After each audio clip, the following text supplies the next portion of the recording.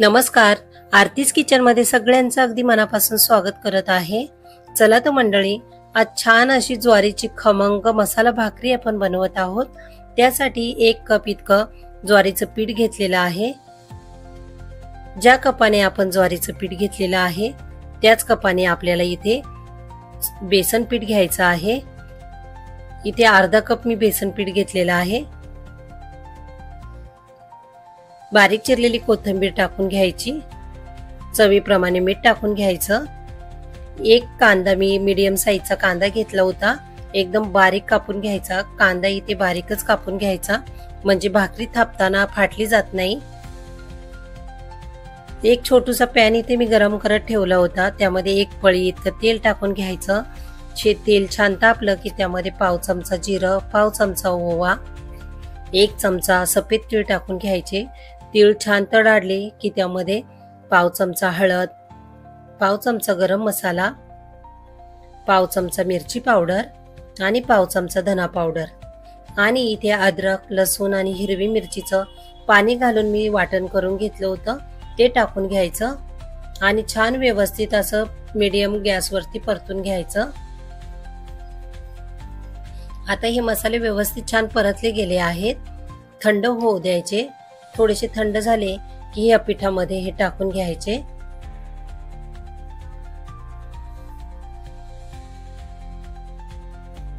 मसाले थोडेसे थंड होऊ दिले आणि त्यानंतर आता छान असे मसाले पिठाला चोळून घ्यायचे आहे. पिठाला मसाले सगळे चोळून झाल्याच्या नंतर सगळं मसाला मिक्स झाल्याच्या नंतर थोडं थोडं पाणी घेऊन पिठाचा छान असा गोळा तयार करून घ्यायचा. खूप जास्त पातळ करायचा नाहीये, पाणी जास्त वापरायचं नाहीये. तर अशा प्रकारे आपण जशी भाकरी बनवतो नॉर्मली भाकरी सारखाच पिठाचा इथे मी गोळा तयार करून घेतलेला आहे. आता गोळा तयार झाल्याच्या नंतर मी अगदी 5 मिनिटं थोडंसं साईडला झाकून ठेवला होता. आता जेवढ्या आकाराची भाकरी बनवायची तेवढ्या आकाराचा गोळा घ्यायचा आणि पुन्हा पीठ छान असं याच्यामध्ये मळून घ्यायचं. भाकरीचं पीठ जेवढं मळलं जातं तेवढी भाकर खायलाही चवदार लागते आणि व्यवस्थित थापायलाही आपल्याला सोपी जाते. खाली सुक्क पीठ टाकून घ्यायचं आणि भाकरी थापून घ्यायची. तर आता ही भाकरी म्हणजे इतकी छान लागते खायला. आपण जर प्रवासात 2 ते 3 दिवस बाहेर निघालो तर आपल्याला घरच्या जेवणाची किती आठवण येते. तर आपण अशी भाकरी बनवून घेऊन जाऊ शकतो किंवा कधी तोंडाला चव नसेल तर आपण अशी भाकरी बनवून खाऊ शकतो किंवा एखादा पेशंटला काही खायला इच्छा नसेल तर एखाद्या पेशंटलाही आपण बनवून देऊ शकतो.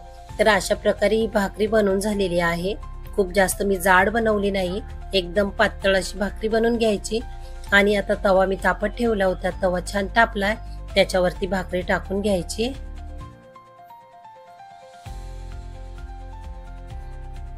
भाकरीला पाणी लावून घ्यायचं.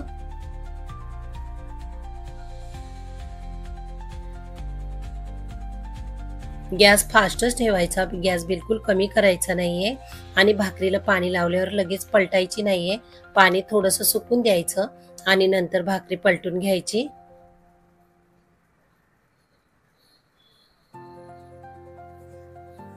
भाकरी पलटल्याच्या नंतर फास्ट गॅसवरती भाकरी भाजून घेतलीये आणि छान खमंग अशी मस्त भाकरी इथे भाजली गेलेली आहे.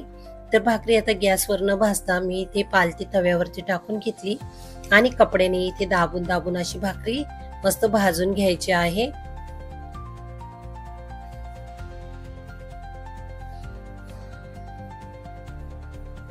पुन्हा एकदा भाकरी पलटून पाहायची. जिथे कच्ची आहे तिथे पुन्हा भाकरी पुन्हा भाजून घ्यायची.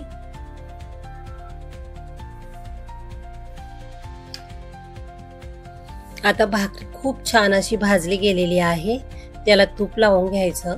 तुपाने मसाला भाकरीची चव तर एकदम दुप्पट वाढते. खूप छान चव लागते. गरम गरम भाकरीला तूप लावून घ्यायचं म्हणजे थंड होईपर्यंत एकदम आतमध्ये मुरलं जातं आणि भाकरी खायला छान चवदार लागते. अशा प्रकारे इथे मी 2 चमचे इतकं तूप लावून घेतलेलं आहे भाकरीला. व्यवस्थित सगळीकडून कोण्याला अशी काठाने पण पसरून घ्यायचं आणि मस्त आपली मसाला भाकरी तयार झालेली आहे. तर अशाच आपण बाकीच्या भाकरी पण बनवून घ्यायच्या.